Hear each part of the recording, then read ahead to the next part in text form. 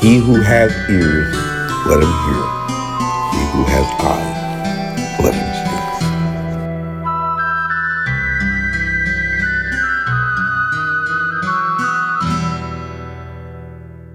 Not long before the announcement of the public health emergency of international concern by the World Health Organization, around the same time that scientists had actually taken the time to actually visit the scene of the crime,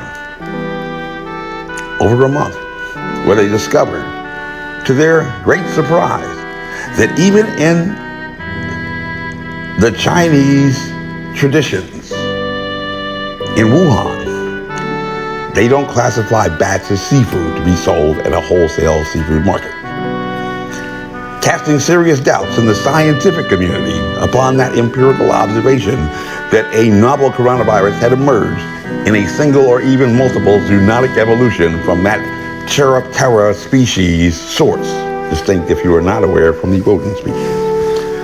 But 1 month before the astute, albeit late, observations of the nation's 24-hour news network, CNN, providing all news all the time, according to the commercial breaks at least, CNBC broke the story regarding these doubts that were already a month old. And most people actually do not read their news in the newspaper anymore. Only about 2.5 minutes for each story. Less than 2.5 minutes, like they did so many years ago. In a rapidly moving technological age where people are on the go equipped with mobile devices, we tend to be visual learners who primarily receive our news and news breaks less than an hour a day, or while passively listening to a program like NPR while we commute to rush off to someplace else. It was recorded by Isaiah, therefore, the Lord himself shall give you a sign. A virgin shall conceive and bear a son, and shall call his name Emmanuel. And to a scientist, particularly with regard to an emerging public health crisis caused by a novel coronavirus alone, not just a coronavirus, but a novel virus alone, the appearance of this single strand clothed in a sheath that may be identified as a coronavirus by its signature crowns would be nothing short of a miraculous occurrence. Because any virologist or epidemiologist, and certainly the nation's leading infectious disease control expert, at least according to the news reports, should know that viruses discovered only by humans at the end of the 19th century are the most abundant biological particles in the world, which by simple probability, law of large numbers, should have risen to an incomprehensible range of viruses harmful to mankind. Yet by 2003, with the emergence of SARS in Hong Kong, their number of viruses known to be harmful to man numbered only 666? No, only 219. Only 219. That is the science, and simple Newtonian laws of inertia dictate that an object at rest remains at rest unless acted upon by an unbalanced force. And we know science. Yet even the emergence of SARS was a curious occurrence to scientists reporting contemporaneously about that alleged zoonotic evolution from a bat coronavirus.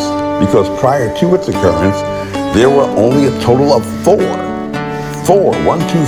human coronaviruses. All listed on CDC Common COV Fact Sheet 508, first discovered in humans in the 1960s and amongst animals in the 1930s. And amongst not only the largest in mass amongst all viruses of all types, but in the largest class of viruses. They all share in common a potential for transmitting respiratory tract infection by asymptomatic signs of infection, like coughing and sneezing, just like a novel coronavirus. They all lack a cure or vaccine, just like a novel coronavirus. And most people have probably actually been infected by them at some time or other, but simply believe that they had some strain of the flu.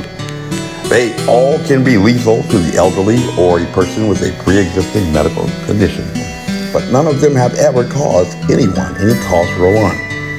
But what scientists examining the emergence of SARS found intriguing at the time was the curious fact that every reported cluster outbreak occurred in a nosocomial setting, or hospital, for those not familiar with the term, and finding no corresponding secondary infections among public health professionals, taking the contagion home to cause further, wider reaching harm. Very contained. And curiously, when MERS emerged in the Middle East, that same affinity to hospitals was observed. And scientists curiously concluded that MERS might only be infectious if a person was exposed to the contagion for extended periods. And this is according to the CDC, lacking any immediate communicable qualities at all that might arise in casual social contact or give rise to a super spreader event.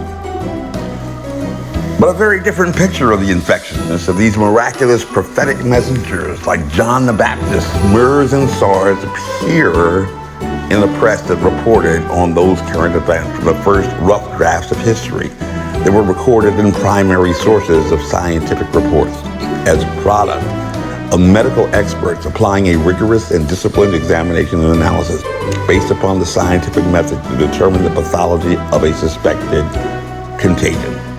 Doing things like Koch's postulates, doing things like tracer contacts, normal things that are done.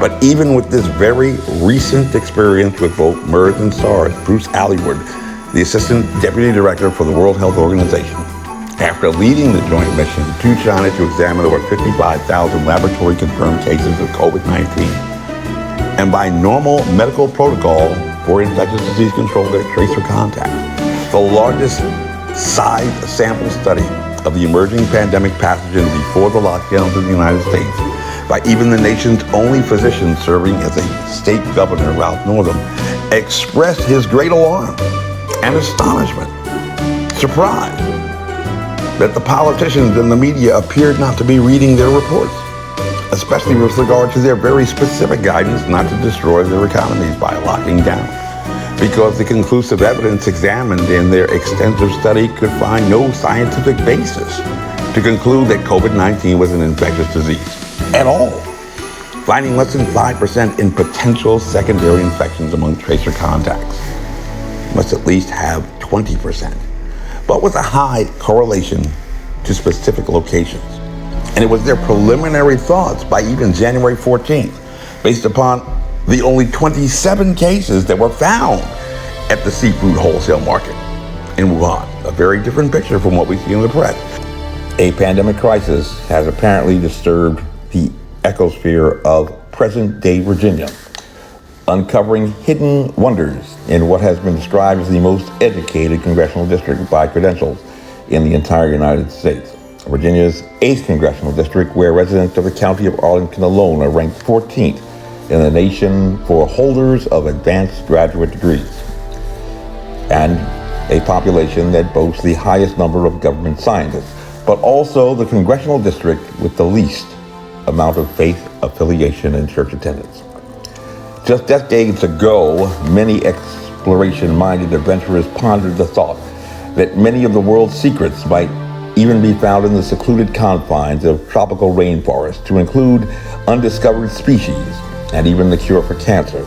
But in more recent years, even the National Academy of Sciences began to push back against such temptations on fear that the introduction of man to new species might set off pandemic outbreaks that could not be controlled.